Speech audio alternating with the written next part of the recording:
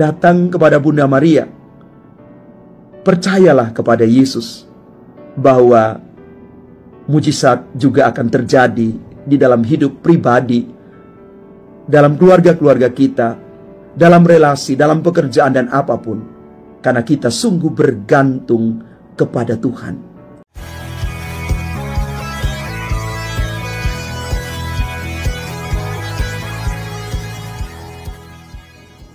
Salam Bapak Ibu, Saudara dan Saudari, sahabat-sahabat garam dunia yang terkasih.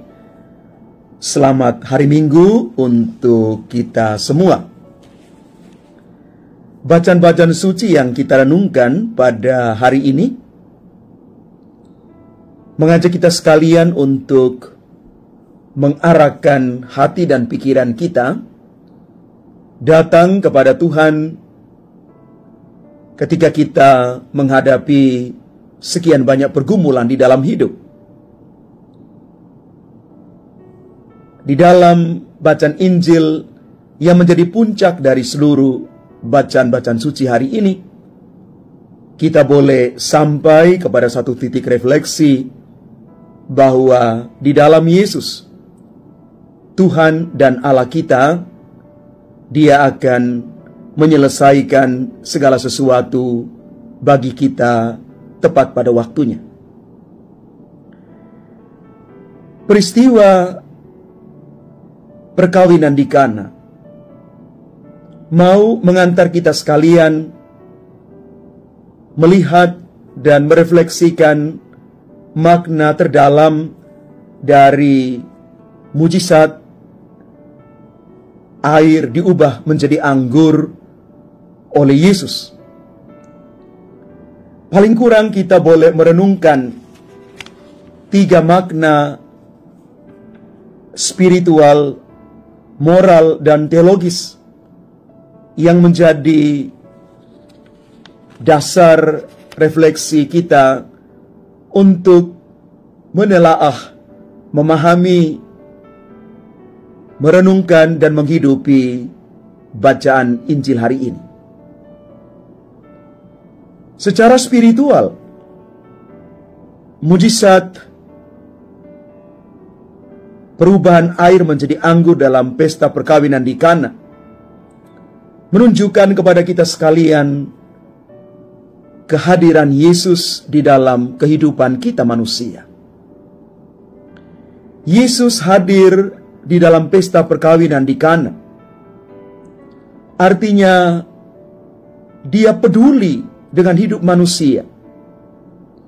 Dia ingin berbagi dalam kegembiraan dan kesedihan umatnya. Spiritualitas kehadiran Yesus menjadikan itu semangat kita.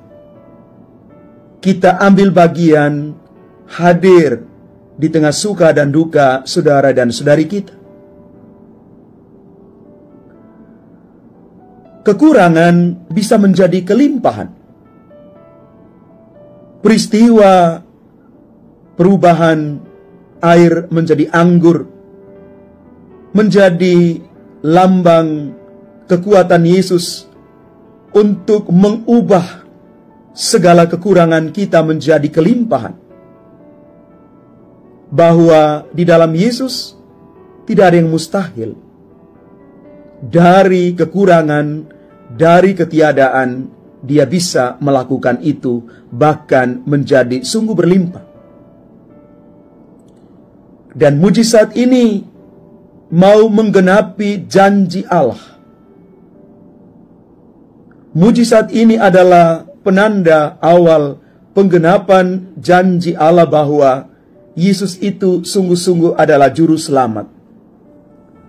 Mujizat pertama Yesus menjadikan Dia sungguh-sungguh Tuhan dan Allah yang patut kita sembah. Secara moral, kita mau merenungkan bersama betapa pentingnya kerjasama itu. Bunda Maria minta bantuan Yesus. Artinya, penting sekali kerjasama antara manusia dan Tuhan. kita berusaha, tetapi segala sesuatu ada di dalam rancangan Tuhan. Ada kerjasama di sana, kerjasama yang melahirkan kepercayaan. Mujizat akan terjadi kalau orang memiliki kesabaran dan terus percaya. Pasangan pengantin dan tamu-tamu yang hadir di dalam perayaan perkawinan itu harus menunggu dan percaya kepada kekuatan Yesus. Dan segala sesuatunya terjadi karena iman mereka, karena kesabaran mereka menunggu di dalam iman yang dalam. Selanjutnya, kita boleh merenungkan bersama bagaimana kita belajar untuk menghormati orang tua. Yesus mengabulkan permintaan ibunya, Bunda Maria, sebagai tanda hormat, sebagai tanda baktinya kepada orang tua, kepada ibunya yang tercinta.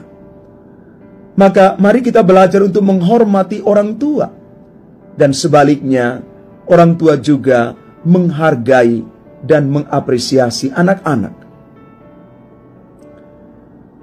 Maka kita sampai kepada makna teologis dari mujizat perkawinan di Kana ini, bahwa ini adalah pembukaan awal mujizat Yesus.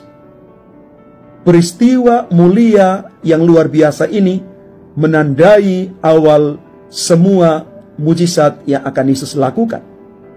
Karena Yesus melakukan itu dengan kuasa ilahi. Dia sungguh-sungguh adalah anak Allah dan menunjukkan keilahian Yesus yang sesungguhnya.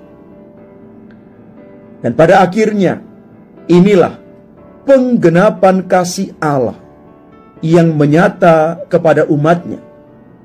Allah mengasihi umatnya dengan kasih ilahi yang tidak terbatas, bahkan berkelimpahan. Bapak, Ibu, Saudara, dan Saudari, umat Tuhan yang terkasih, Santo Fransiskus de Sales mengatakan begini, marilah kita berlari menemui Maria, dan sebagai anak kecilnya, serahkan diri kita ke dalam pelukannya dengan penuh keyakinan. Karena Bunda Maria, Bunda kita semua, pasti akan mendoakan, akan membantu kita, menyampaikan semua permohonan kita kepada Yesus Putranya, dan yakinlah bahwa Yesus pasti tidak menolaknya. Mengapa? Karena Bunda Maria adalah ibunya yang tercinta. Datanglah kepada Maria, mintalah kepada Yesus. Dan pada akhirnya Bapak, Ibu, Saudara, dan Saudari, umat Tuhan yang terkasih,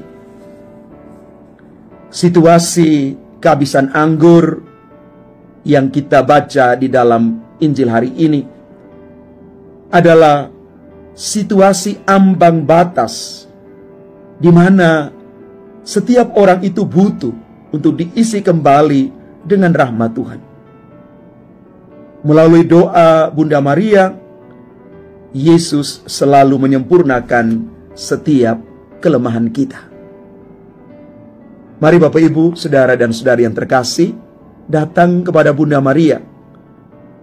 Percayalah kepada Yesus bahwa mujizat juga akan terjadi di dalam hidup pribadi, dalam keluarga-keluarga kita, dalam relasi, dalam pekerjaan, dan apapun. Karena kita sungguh bergantung kepada Tuhan. Jangan lupa, datang kepada Bunda Maria.